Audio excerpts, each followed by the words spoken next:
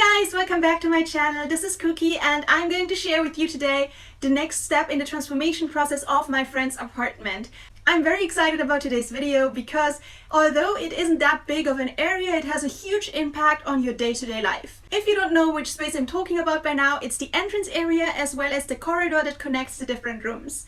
The reason why I think it's such an important area is because it's the first area you see when you enter the apartment, and obviously, especially in the winter, you come with loads of things that you want to leave near the entrance, such as hats, scarves, a coat, heavy shoes, and so on. So it's important to have that area that it doesn't look too untidy whenever you leave your things in that corner, and so that you can find your things easily when you want to head out. In my friend's apartment, that area is very small, so I'm going to share it with you now so you have an idea what we are going to be talking about today. This is it. As you can see, there's even the electricity switches behind it on the wall. So whatever is being installed on top of this wall, I have to make sure that these electricity switches can still be reached if necessary. That wall is the only thing that we have to play with. On the other side, there's a shoe cabinet that is already installed, so that will make up the entrance area. The first thing I designed was a coat rack cabinet. I think it's very important to have a designated area for your coats, scarves, and hats as opposed to just throwing it on top of a chair. And obviously I made sure there would be a lot of storage space inside that cabinet because my friend mentioned how important it is to her to have as much space to tuck away all these things you don't want to be seen as possible. Here's the design I came up with. Obviously there was nothing that was readily available that would fit exactly onto that wall. So I just took my pencil and came up with something that I thought would look good in this corner. Here you can see how the cabinet was already put into place. As you can see, there's a hole towards the back side of the cabinet, which is so that you can reach the electricity switches if necessary. That's very important because you definitely do not want to secure this cabinet onto the wall, and one day you need to reach the switches, so you have to remove the entire cabinet. That would be a huge pain. The next thing I did was to get a variety of different hooks, and I mounted them on different heights onto the cabinet middle space. The reason why I did that is because I thought there are different things that you might want to hang there. For instance, a bag or a hat, for which you can use the lower hooks. And if you have a coat or a jacket, you can use those hooks that are a bit higher up. That way you can hang many more items to this rather small space.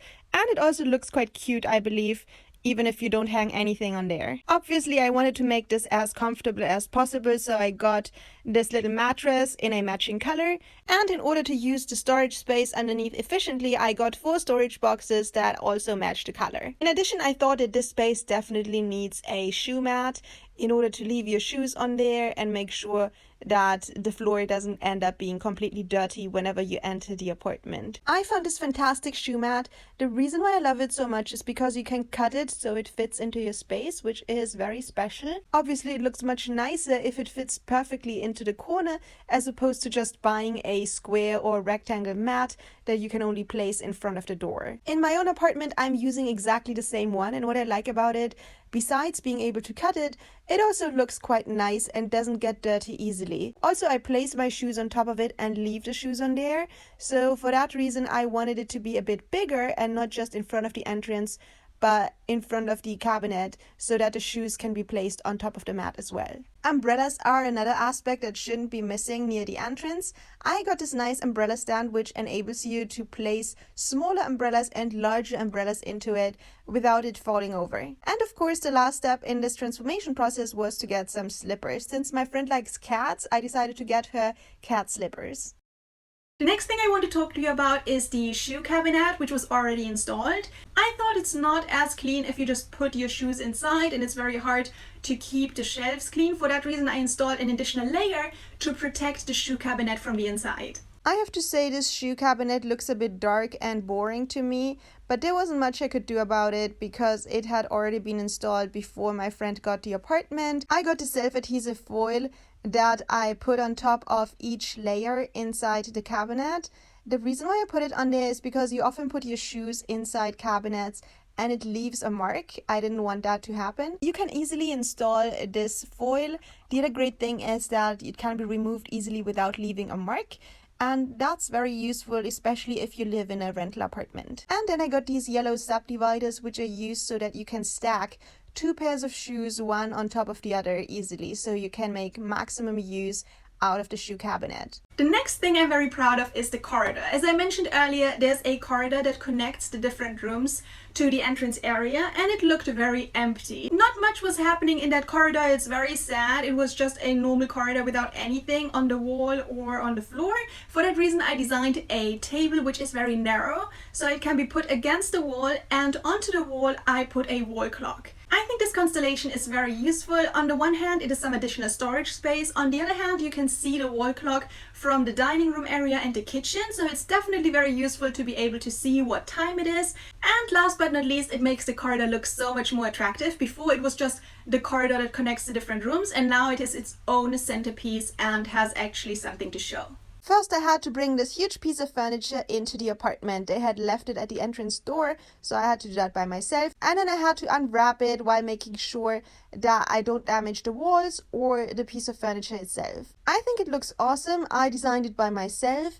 That had the advantage that I could make the length of the table exactly the same length as the wall. In addition, I could decide how wide I wanted the table to be, which was very important because each corridor is different. For this corridor, as you can see, it's quite narrow, so I didn't want to have a table that is much wider than what you can see right now. Otherwise, there wouldn't be enough space to go through the corridor, which is the main purpose of the corridor. So you definitely want to make sure that whatever you place in the corridor doesn't take up too much space. Now it was only a matter of flipping the piece of furniture around, leaning it towards the wall, and the table was in its position. I think it looks awesome, and I added a little flower pot on top of it. The next step was the wall clock. I absolutely love this wall clock because it gives you so much flexibility regarding how you want to space it out, how big you want the wall clock to be, and so on. It's very easy to be mounted onto the wall. You get this piece of paper which has different sizes marked on it, so you can choose which diameter works best for you. In my case, I went for the largest diameter because the wall is quite big,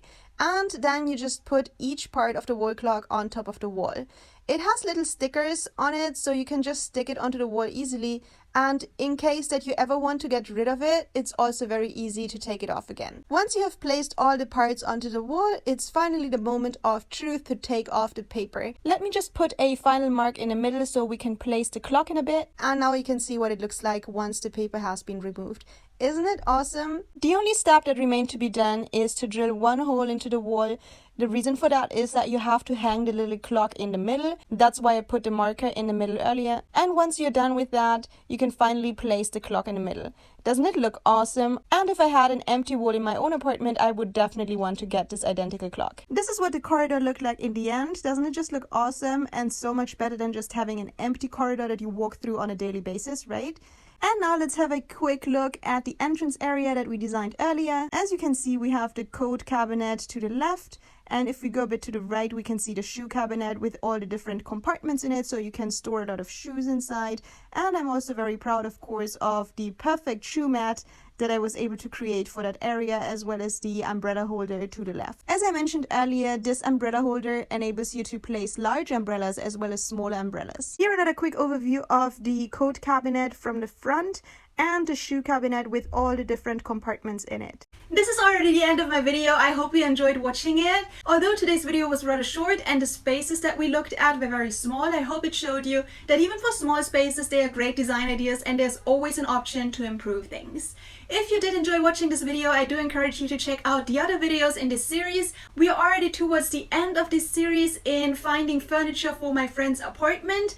So do check out things like the master bedroom, the living room, the dining room, and so on. There are so many videos to check out, and I'm going to link the series above. In addition, if you do like renovation videos, I did post a whole series of renovation videos for my own rental apartment, so that were makeover videos on a budget. If that is of interest to you, I'm going to link that series above as well for you to check out. And I hope you have lots of fun watching these videos. I'm looking forward to seeing you in my next video, which will be the last video of the last room that we haven't talked about for this renovation series. You can think about which room it might be and leave me a comment in the comment section below. And I'm going to see you next time. See you soon. Bye.